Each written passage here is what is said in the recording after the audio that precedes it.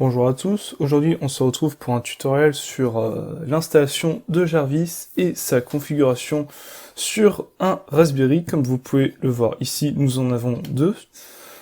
J'ai déjà installé Jarvis sur ce Raspberry là, on l'a appelé Jaco.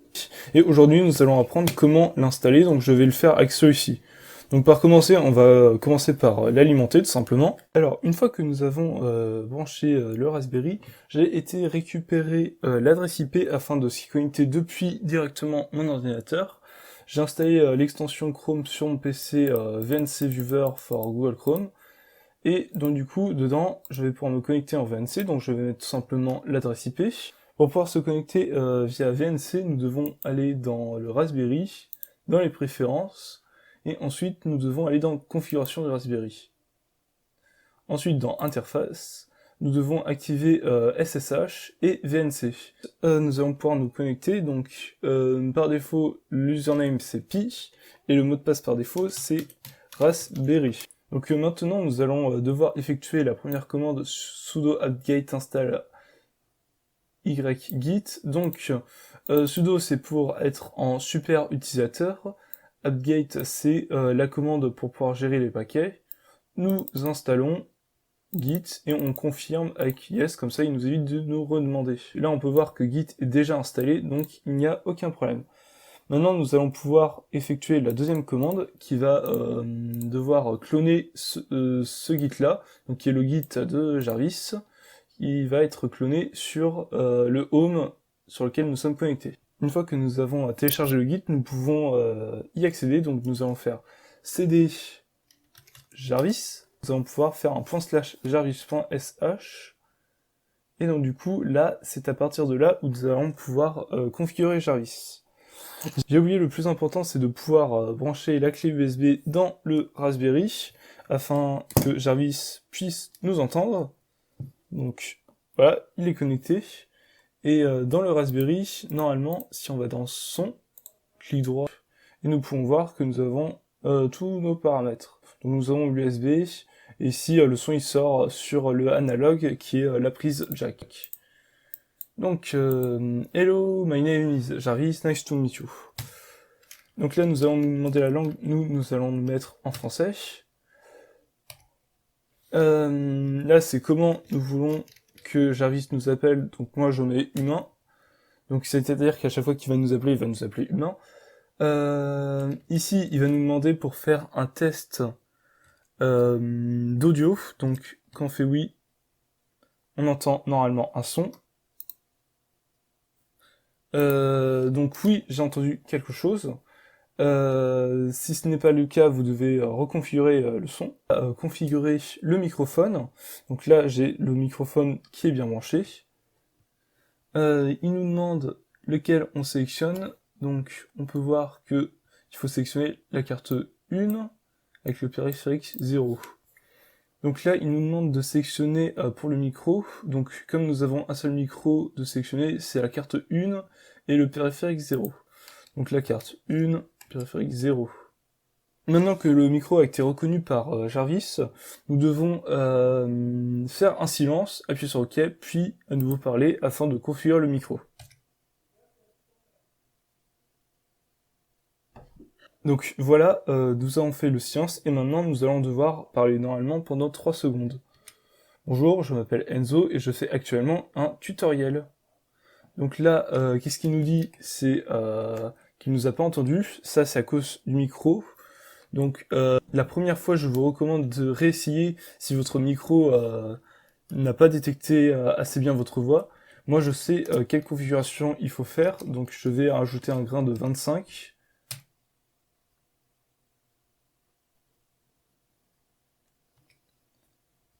Bonjour, je m'appelle Enzo et on se retrouve pour un tutoriel. Et voilà, donc là on a réussi, il a réussi à détecter notre micro. J'ai rajouté un gain de 25 parce que c'est un micro USB, donc voilà. Mais on peut voir que cela fonctionne totalement. Ensuite, il va nous demander quel moteur utiliser pour reconnaître les mots. Donc nous devons sélectionner Snowboy.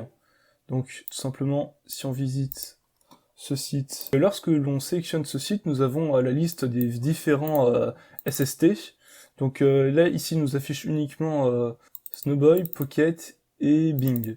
Aujourd'hui, nous allons utiliser Snowboy parce que c'est illimité, hors ligne, c'est notre voix, c'est personnel, la précision est excellente et la réactivité très rapide. Donc du coup, nous allons sélectionner Snowboy. Snowboy n'est pas installé, il nous demande de l'installer, on va faire oui. Donc maintenant que Snowboy a été installé, nous devons lui apprendre à prononcer son nom. Donc comment voudra être appelé Jarvis? Donc nous, on va l'appeler Jaco, Jaco le robot. Et donc du coup, ensuite, il nous demande une Snowboy token. Donc il faut aller tout simplement à cette URL. Ensuite, nous devons nous connecter. Vous pouvez vous connecter avec Google par exemple. Une fois que vous êtes connecté, vous cliquez sur Profil Setting. Vous devez dire votre genre. Vous devez dire quelle langue vous allez parler pour Snowboy. Vous allez devoir indiquer votre tranche d'âge.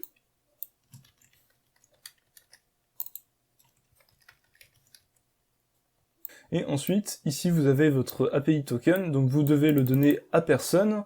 Donc moi je vais la copier ici, et pour la coller je fais un clic droit. Maintenant nous allons devoir faire 3 enregistrements où nous allons devoir appeler Jaco. C'est parti. Jaco. Et ensuite nous appuyons sur CTRL-C. Jaco. Jaco. Voilà, là maintenant il est en train d'entraîner le modèle. Il nous demande quel SST utiliser. Vous pouvez visiter ce site pour voir les différentes comparaisons, mais nous on va utiliser à nouveau Snowboy.